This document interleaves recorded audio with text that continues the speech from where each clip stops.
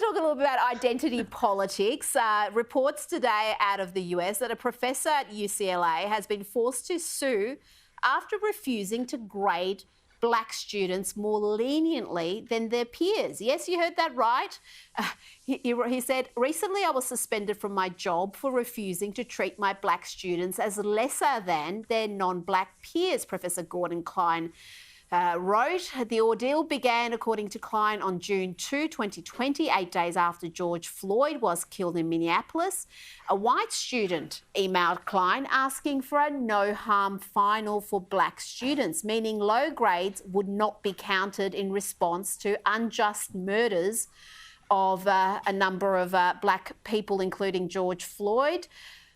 Jacinta, I've got to come to you for this one. This just is insulting to people of colour. It's like you and I need to be treated leniently because we can't cope with adversity or where we're not smart enough to compete with the white students. I find it offensive as a person of colour. It's outright racism. It's deeply insulting.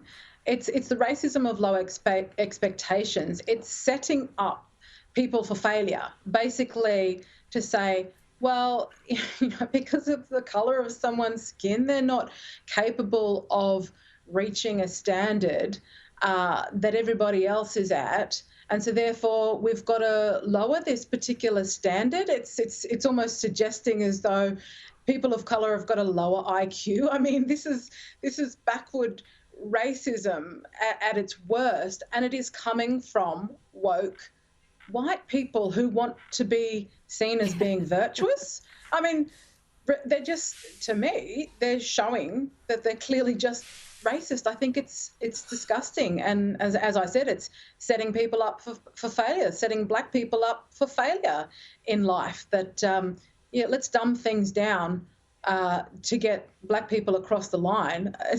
It's ridiculous and deeply insulting.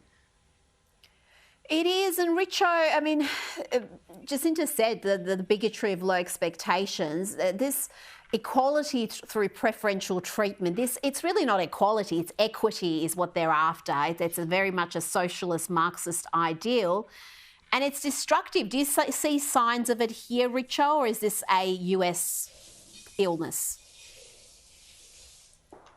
Well, I'm not sure that I'd sort of wax on lyrically about its political nature. It's just stupidity.